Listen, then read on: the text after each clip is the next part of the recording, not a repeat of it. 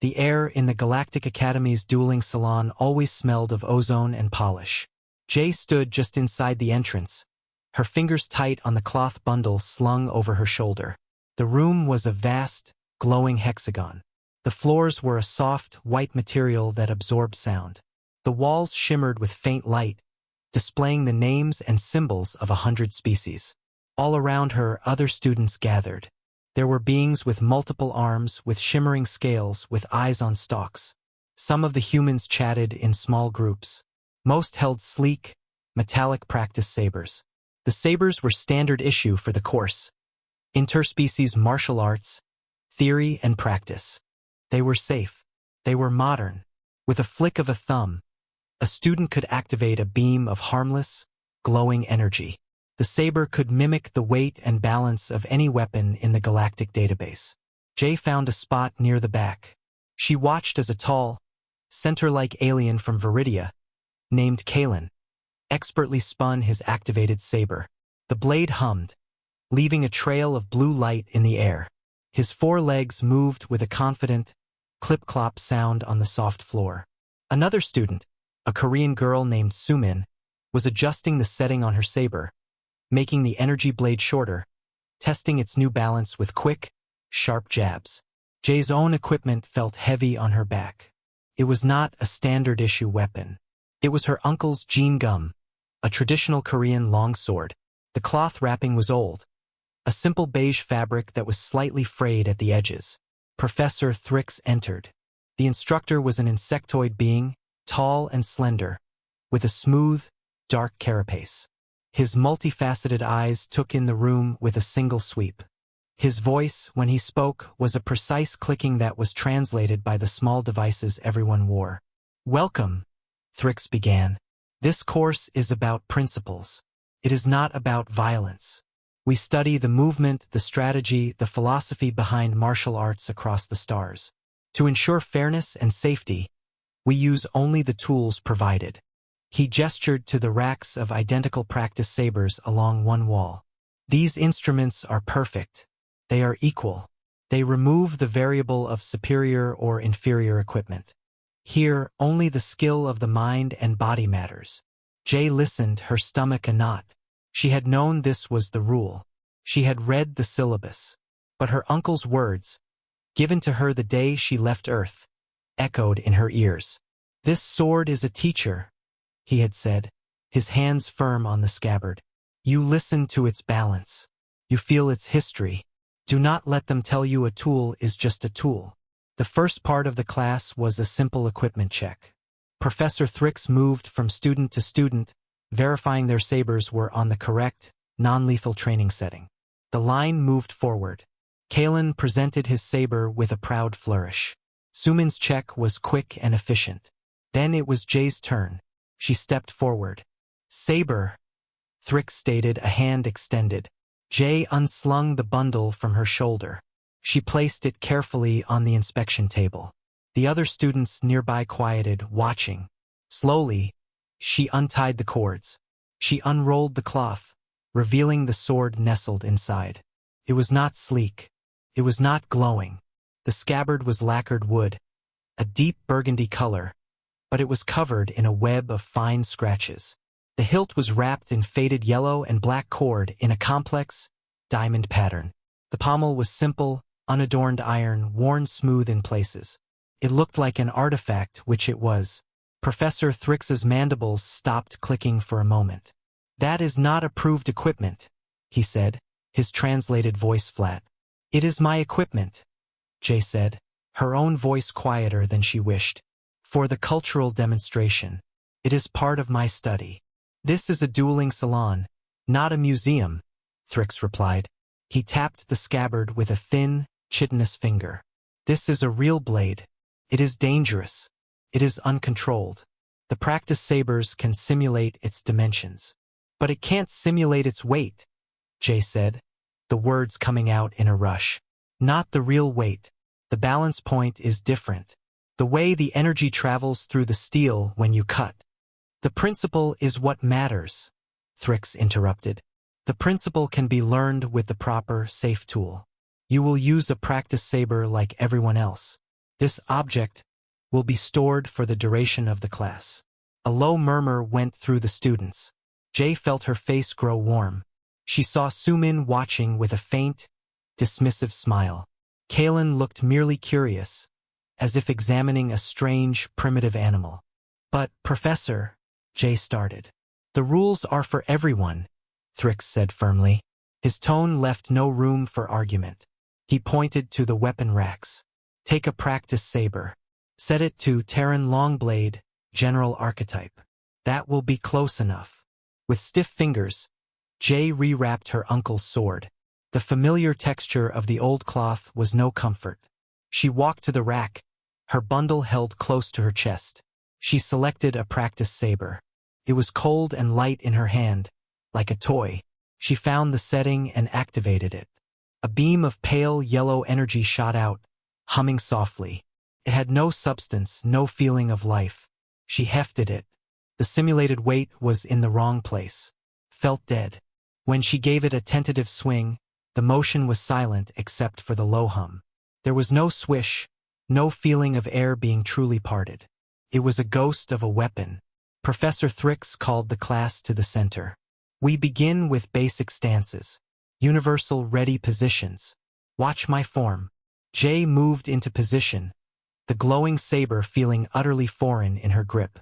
She tried to mimic the professor's posture, but her body was trained for a different balance, a different center.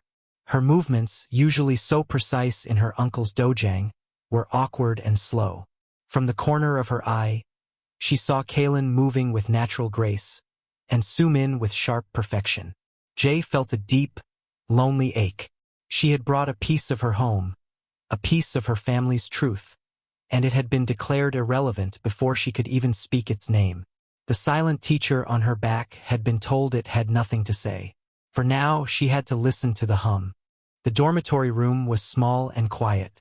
It was a smooth, oval space with a single window that looked out onto the swirling blues and purples of the nebula that filled the academy's view. Jay placed the cloth bundle on her sleeping platform with a care that felt like a ritual.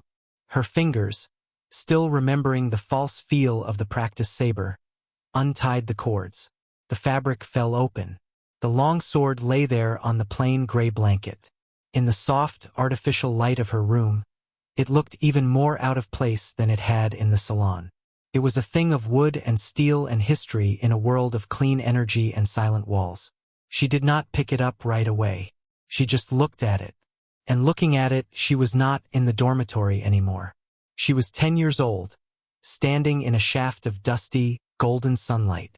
The dojang was an old building in Seoul, tucked between taller, newer structures. The air smelled of polished wood floor, of faint incense, and of effort. Her uncle, Mr. Park, was placing the same sword on a stand. He was not a tall man, but he stood very straight. His hands, which were strong and marked with old calluses, handled the blade with a calm reverence. "This is not a weapon for fighting, Jay," he had said. His voice was low and clear. "Not anymore. Now it is a teacher.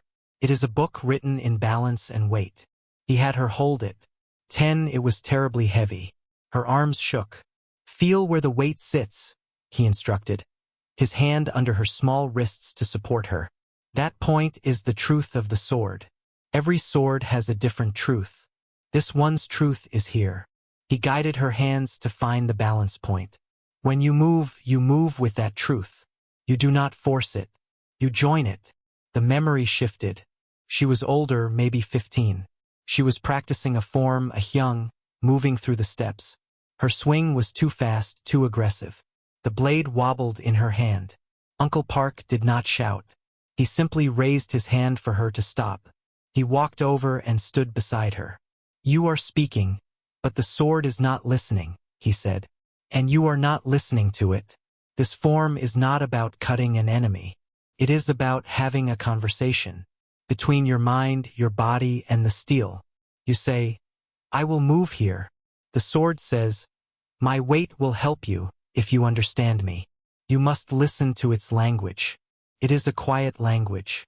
It is the language of physics, of geometry." He had her start the movement again, unbearably slow.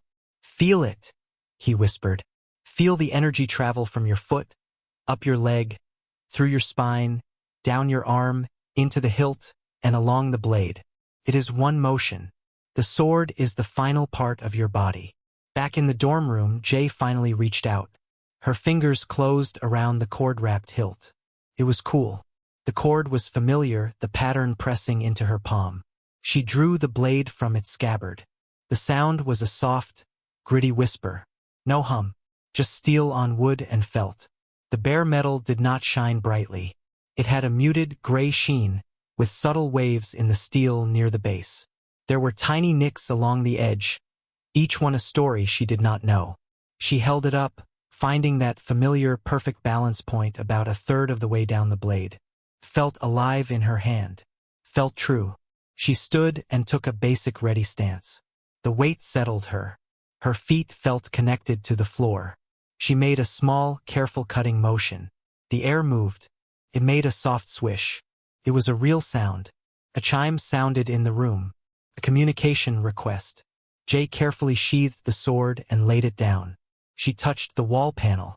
The face of her older sister, Hannah, appeared on the screen. Hannah was in her own dorm room on Earth, cluttered with books and clothes. "Hey, little sister," Hannah said, smiling. "How was the first day of fancy alien sword class?" Jay tried to return the smile. Felt weak. "It was fine." Hannah's smile faded.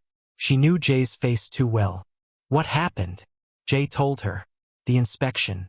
Professor Thrix's refusal. The feeling of the practice saber. The awkwardness of her movements. The quiet laughter from the other students. As she spoke, she looked over at the sword on her bed. "He said it's just a tool," Jay finished. "That the principle is all that matters. That it's unsafe." Hannah was quiet for a moment. She was not a martial artist. She was studying engineering. But she understood their uncle. She understood their family. "Uncle Park didn't give you that sword to be safe, Jay," Hannah said finally. "And he didn't give it to you because it's the best tool for winning a points-based duel." "Then why?" Jay asked, her voice tight with frustration. "Why did I bring it? It just made me look stupid. It's a museum piece to them." "No," Hannah said firmly. "It's not a museum piece. A museum piece sits behind glass. Uncle gave you a truth. A real, heavy, unbalanced, scratched-up truth. That saber they gave you is a perfect lie. It can be anything, so it is nothing." Hannah leaned closer to her screen. "Maybe they're not ready for a truth that isn't smooth and glowing. But that doesn't mean you put your truth away." Jay looked at the sword. She thought about the language of physics and geometry. "What do I do?" Jay whispered. "You hold onto your truth," Hannah said. "You listen to its language. And if you get a chance to speak with it, you do. Really speak. Not for points. For understanding." After the call ended, the room felt different. Less lonely. Jay picked up the sword again. She did not practice a form. She just stood with it, feeling its truth in her hand. A quiet anchor in the vast, humming silence of the starship. The teacher was not silent. She just had to remember how to listen. The next classes did not get better. Jay felt trapped in a cycle of awkwardness. She would stand in the dueling salon, the humming practice saber in her hand. She would try to perform the basic exercises Professor Thrix demonstrated. But her body fought her. Her muscles remembered years of training with a different balance. The real sword had a certain heft that started in her core. She would plant her feet, engage her legs, and turn from the waist. The steel was an extension of that turn. The practice saber had no such connection. It was just a weight in her hand. When she tried to swing it, the motion felt separate. It was all in her arm. The glowing blade lagged behind her movements. It wobbled. Her cuts, which Uncle Park had trained to be clean and straight, were shaky. "Focus on the principle, Miss J." Professor Thrix would click, gliding past her. "The principle of the horizontal cut is the same. Do not let the tool distract you." But the tool was the distraction. Felt wrong. It buzzed. It was a constant, quiet reminder that she was out of place. Other students noticed. Sumin, who was very good with the practice saber, would often partner with Jay for drills. Sumin's movements were sharp and efficient. She mastered the saber's settings quickly. "You're thinking too much," Sumin said one session, after Jay's block was too slow. "It's a simple tool. Point and move.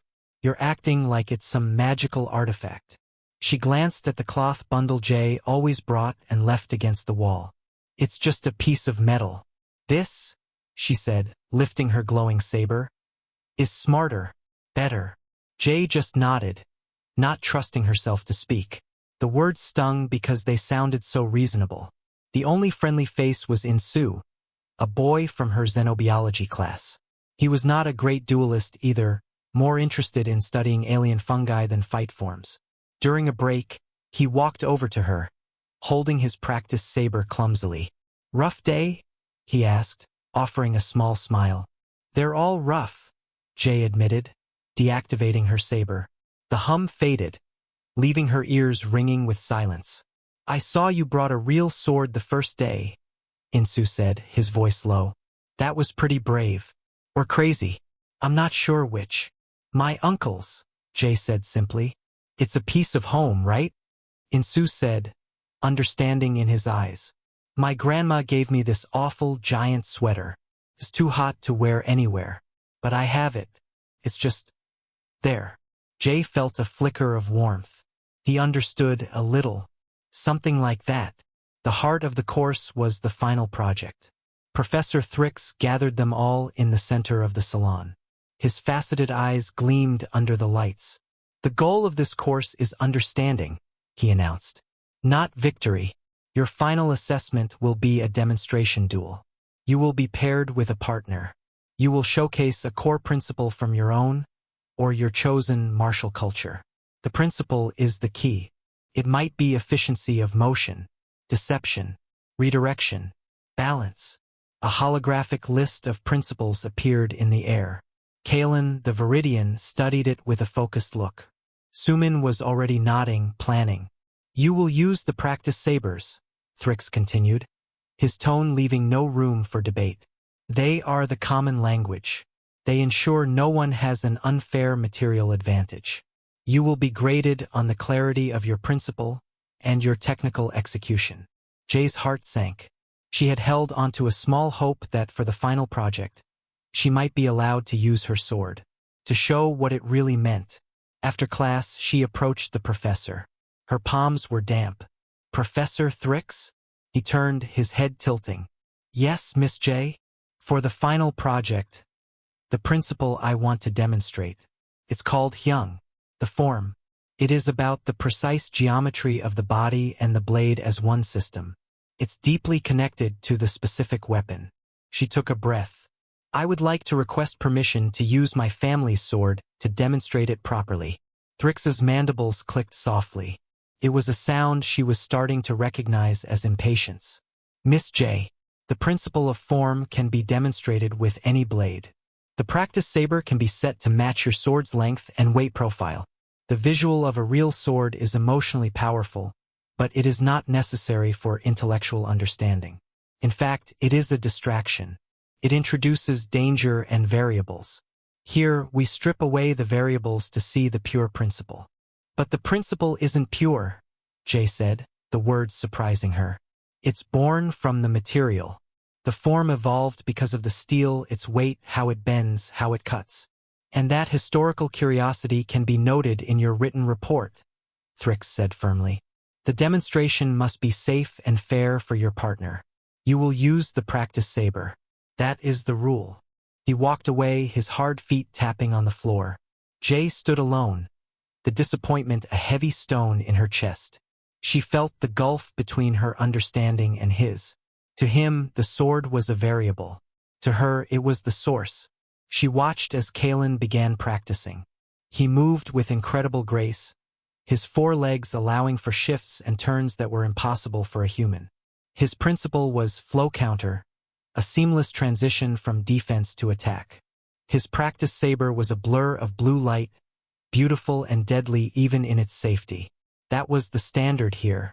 Beauty born from perfect, safe abstraction. Her truth, scratched and heavy and real, had no place on this clean, humming floor. She had to find a way to translate a language of steel into a language of light, and she did not know how. The frustration was a hard knot in Jay's chest. It followed her out of the dueling salon and through the wide, quiet corridors of the academy. She needed air that wasn't filtered, space that wasn't measured for optimal training. She needed to move. She found her way to the tertiary botanical atrium. It was a less populated greenhouse, a dome filled with strange, fragrant plants from a dozen worlds. The light here was softer, filtered through broad leaves. The air was moist and alive with the smell of soil and growing things. In one corner, near a bubbling water feature, there was a small, clear circle of smooth stone floor. It was here she finally unwrapped her uncle's sword. In this green, imperfect space, it didn't look like a museum piece. It looked like a tool again. The humid air felt closer to the air of home than the sterile salon ever could. She began slowly, not the quick, jabbing forms Professor Thrix taught. She began with the most basic hyung from her childhood. Her feet settled into a firm stance. She drew the sword, the gritty whisper loud in the quiet. She held it before her, feeling its perfect balance point, letting her arms adjust to its honest weight. Then she moved. It was not fast. It was incredibly slow. A step forward, a turn of the hips, a careful rising cut, pivot, a downward arc. Each movement was controlled and full of intention. She was not fighting an enemy. She was having the conversation her uncle taught her. Her body spoke. The sword answered. The geometry was perfect. The weight of the sword helped pull her into the next position. It was a dance of physics, silent except for the soft swish of the blade parting the air and the quiet sound of her feet on stone. She lost herself in it. The frustration melted away, replaced by a calm focus. This was her language. This was the truth Hannah had spoken of. She did not hear the clip-clop of hooves on stone until she was finishing the form. She froze, the sword held in a final, extended guard position. Kalen stood at the edge of the clearing, watching. His tall, center-like form was still. His large, dark eyes were fixed on her, and on the blade. He was not holding a practice saber. Jay slowly lowered the sword, her heart thumping. She felt caught in a private moment. "That was not like your movements in class," Kalen said. His translated voice was deep, but without the mockery she expected. Jay sheathed the sword, the sound final. "No," she said simply. "You are slower. More solid," he observed. He stepped closer. "The tool is different, but it is not just the tool. Your body is different with it." He had seen it, the core of it. Jay nodded. "It is a partner. The practice saber is just a stick." Kalen's head tilted. "Our practice sabers are perfect. They remove inconsistency. They let us compare only skill. But they remove truth," Jay said, the words coming easier here among the plants. "My skill is with this. It is one thing. My skill with the practice saber is a different thing. They are not the same skill." Kalen considered this. He seemed genuinely curious. "Your form is about balance, about using the weapon's own properties to aid movement. This is similar to a Viridian principle." "Maybe," Jay said, "but can your saber show it?" A challenge sparked in Kalen's eyes. It was not a mean challenge, but the instinct of a top student. He liked tests. The saber can simulate the weight, the length. The principle is transferable. Your difficulty is in your mind, not in the tool. Jay felt the old stubbornness rise. Here, with her sword in her hand, she felt strong. "You believe that?" "I know it," Kalen said. "The principle is pure. The tool is just a vessel." "Then show me," Jay said. Her voice was quiet, but clear. "A duel. Practice sabers. Show me that the principle is the same." Kalen seemed pleased by the directness. A controlled spar, first to 3 touches, to demonstrate the universality of the principle. They agreed to meet in a small, booked training room an hour later. It was a neutral, empty space. No audience. Just the two of them. Jay stood with the humming practice saber. She set it to the Terran long blade setting. Still felt dead. Kalen stood across from her, his posture relaxed and confident. They began. It was a short fight. Kalen was breathtakingly fast. His forelegs gave him stability and explosive power Jay could not match. His flow counter principle was seamless. He parried her hesitant attack effortlessly, and his glowing blue blade tapped her side before she could react. One touch. Jay tried to use her form, to move with the solidity she felt with her real sword. But the practice saber gave her no feedback. It was like trying to listen with ears stuffed with cotton. Her movements were slow, disconnected. Kalen moved around her, his saber a blur. A tap on her shoulder. A tap on her leg. 2, 3. It was over. Jay lowered her saber, the yellow light flickering off. She was not angry. She was defeated. The evidence seemed clear. With equal tools, his skill was vastly superior. The principle of her form seemed useless here. Kalen deactivated his blue blade.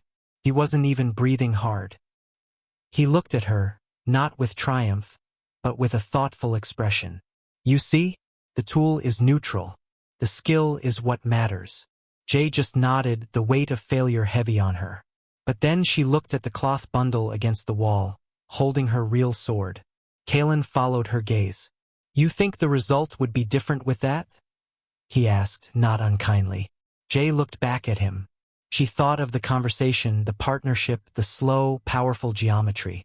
She was not thinking of winning. She was thinking of speaking a full sentence in her own language. It would not be a duel of points, she said, her voice tired but certain. With that, it would be a conversation of weight and angle, of real force meeting real force. She met his large, dark eyes. You would not understand its language if you have only ever spoken in buzzes. For a long moment, Kalen was silent. He looked from her face to the bundle and back again. The confidence in his expression softened into something more complex. Curiosity, perhaps, and the first, faint hint of doubt. The day of the final demonstrations arrived. The dueling salon felt different. It was charged with a quiet tension. Parents and other students watched from a gallery above. The white floor seemed to glow brighter. Professor Thrix stood at the front, a datapad in his hand. One by one, students performed their duels. They were elegant and clean. Glowing sabers clashed with soft, buzzing sounds. Points were scored, lights flickered. Principles were announced with clear voices. Sumin was paired with a tall, spindly alien. Her principle was precision targeting. She did not try for fancy moves. She waited, calculated, and her strikes were short and exact, hitting specific, pre-called points on her opponent's body. It was like watching a surgeon. Professor Thrix nodded in clear approval. Excellent focus on the core idea, he clicked. Then it was Kalen's turn. His partner was another strong student. Kalen's principle was adaptive flow. He moved like water. He used his partner's attacks, redirecting their energy, letting their momentum pull them off balance. His forelegs never seemed to stop moving, flowing from defense to attack so smoothly it was hard to see where one ended and the other began. The duel was beautiful, almost like a dance. When he finished, there was a round of respectful applause from the gallery. Jay watched, her cloth-wrapped sword on her lap. Her hands were cold. Insu, sitting beside her, gave her a nervous smile. You'll be great, he whispered, though he didn't sound sure. Jay, you are next, Professor Thrix announced. Jay stood. She felt every eye in the room on her. She did not walk to the equipment rack. She walked to the center of the salon floor, carrying only her long cloth bundle. She saw Thrix's mandibles tighten. He opened his mouth to speak. She spoke first. Her voice did not boom. It was clear and steady, carrying in the quiet room. My principle is Hyung, she said. The form. She saw Sumin roll her eyes slightly. Another student whispered. It sounded so simple next to adaptive flow. Jay continued, looking not at the professor, but at the students, at Kalen. It is not an idea you can just think. It is not an abstract strategy. It is a physical truth. It lives in the body.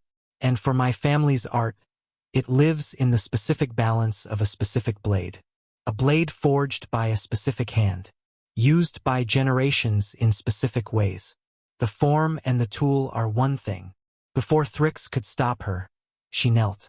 She placed the bundle on the pristine white floor. Her fingers, moving with a calm she did not feel, untied the cords. She unrolled the cloth. There it lay, the ancient longsword, the scratched scabbard, the faded cord on the hilt.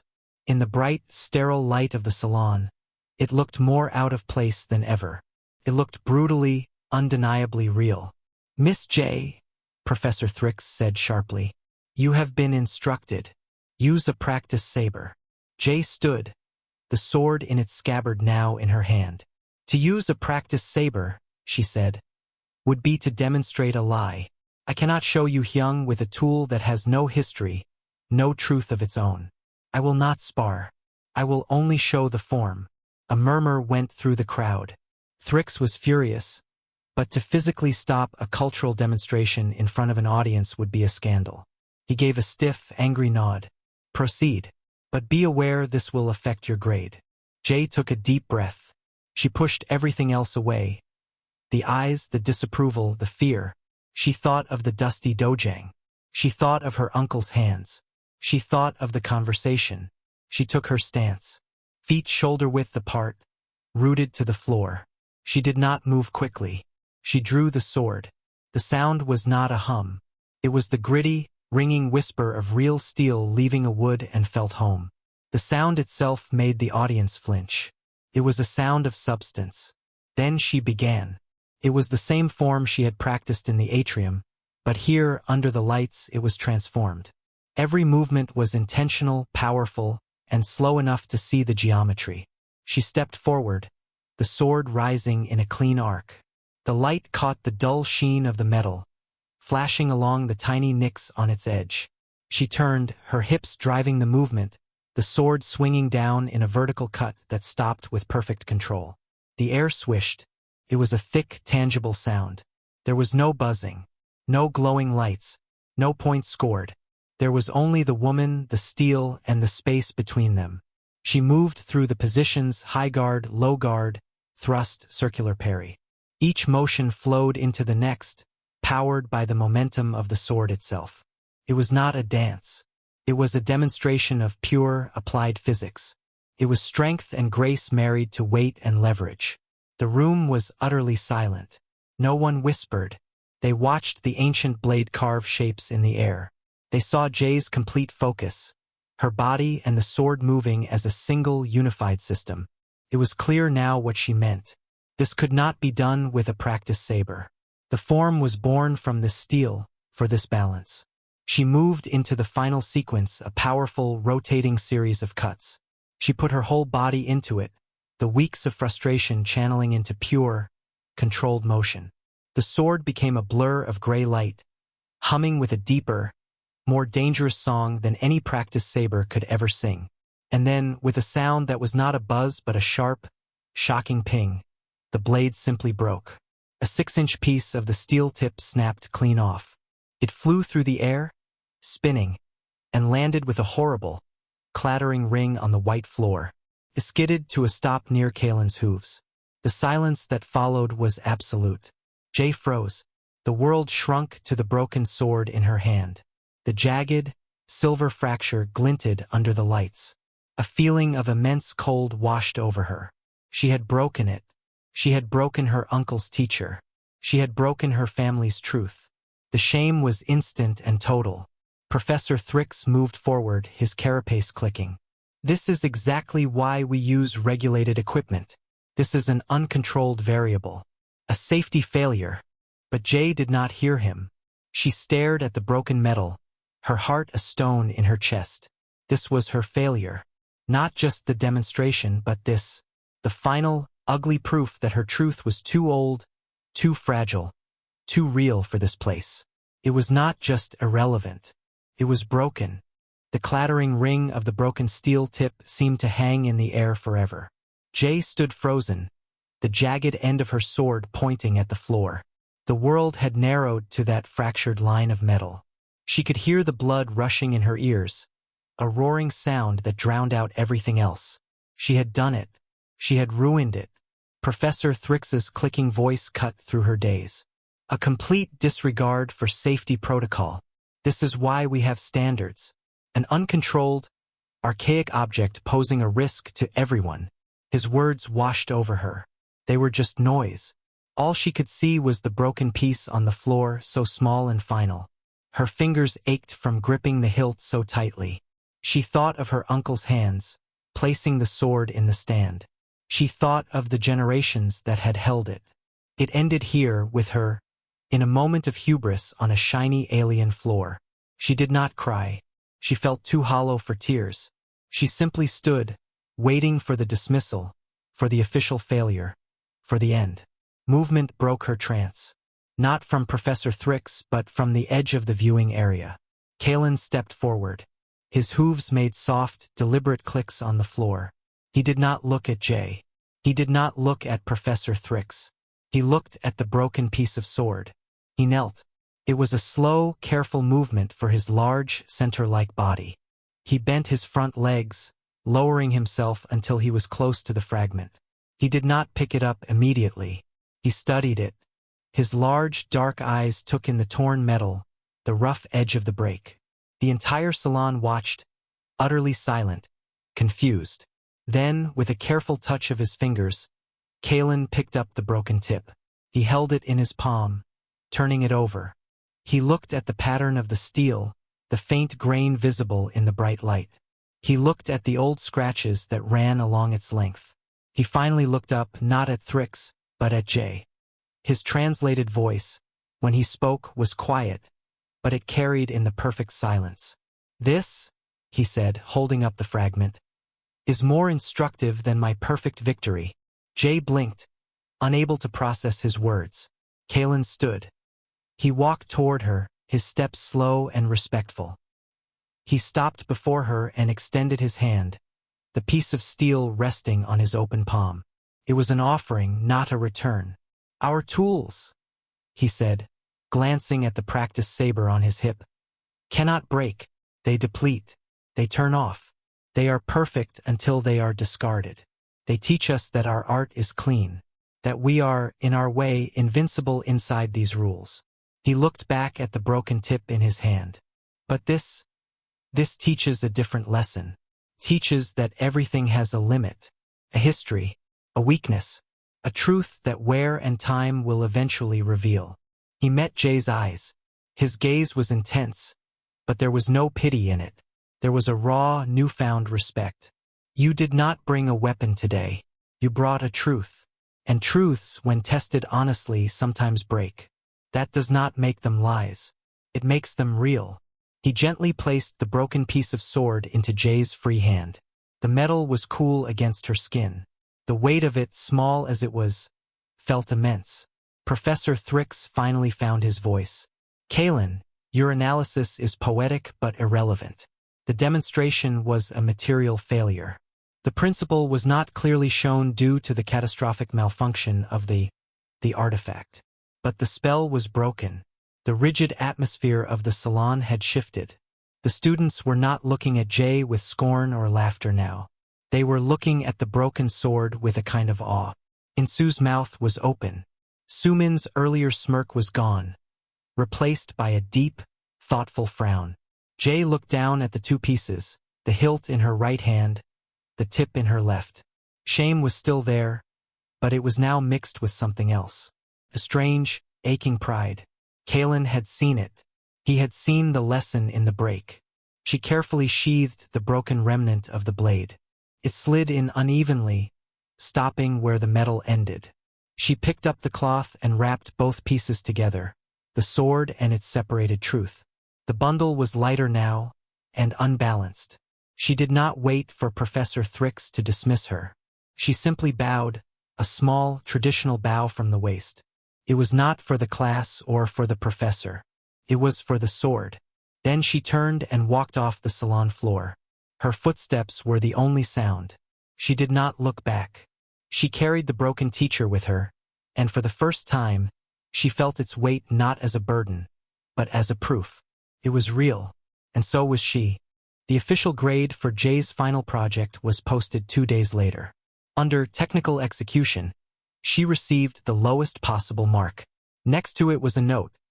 Used non-regulation, hazardous equipment resulting in material failure.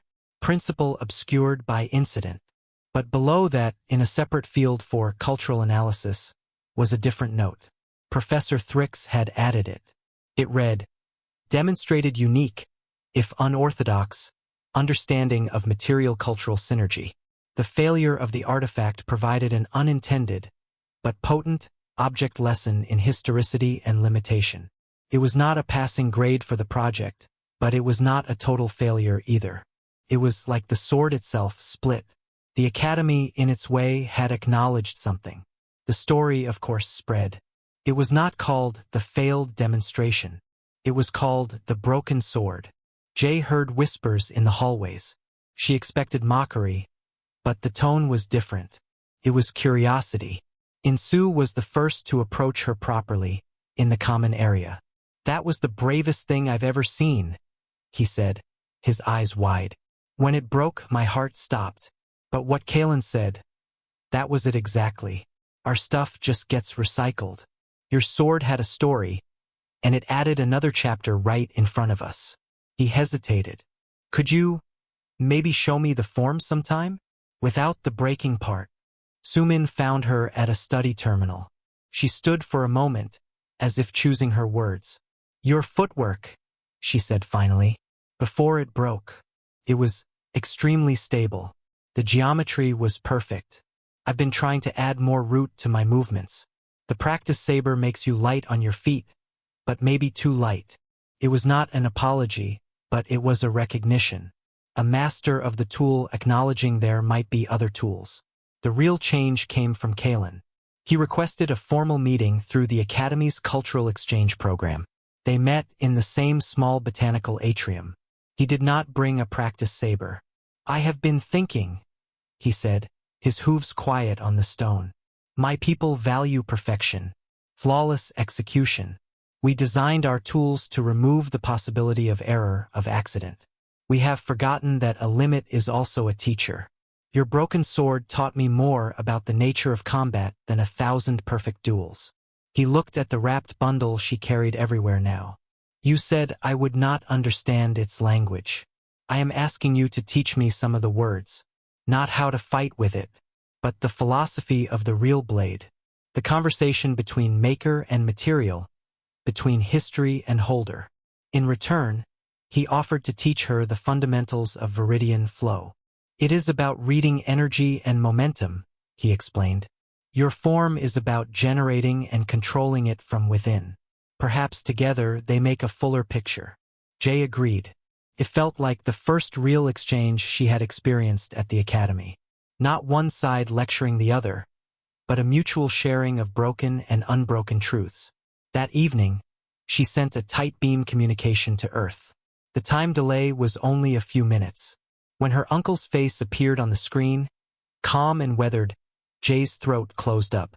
She did not speak. She simply held up the cloth bundle. With careful hands, she unrolled it, revealing the two separate pieces, the long hilt and broken blade, and the 6-inch tip laid beside it. She waited for the disappointment to cloud his eyes. Mr. Park leaned closer to his screen. He was silent for a long time, studying the fracture. Then he nodded slowly, a deep, understanding nod. Ah, he said, the sound soft and full of meaning. I'm sorry, Uncle, Jay whispered, the words finally breaking free. For what? He asked, his gaze lifting to hers. Did you use it without respect? No. Did you try to make it something it was not? No. Then you have nothing to be sorry for, he said. The silent teacher spoke its last lesson for you. A sword's final duty is not to remain whole, but to teach. And what a lesson it must have been, for it to give itself completely. He asked her to send detailed images of the break. We will send it to the master in Tegu. He will reforge it. He will join the old steel with new. The balance will change. The truth will be different. It will be a new teacher, with the old one's memory in its spine. A few days later, Jay received a photo from her sister Hannah. It was not of the sword. It was of the old dojang in Seoul. On the worn wooden floor, on a piece of dark blue silk, lay the two pieces of the sword. They were placed parallel, with a small space between them. The morning sun streamed through the high window, lighting the dust in the air and glinting off the fractured edge. It was a picture of patient waiting, of history paused, not ended. Jay looked at the photo for a long time. She saved it to her device. She did not feel like a student who had almost failed. She did not feel like the girl who brought an antique to a future fight. She felt like a bridge between the old and the new, between the perfect glow and the flawed, real steel. Her teacher was broken, but it was not gone. It was going home to be reborn. And while it was gone, she had new words to learn, and a few of her own to teach. She placed a hand on the cloth bundle, feeling the hard lines of the broken blade within. It was lighter now, but its lesson finally was complete.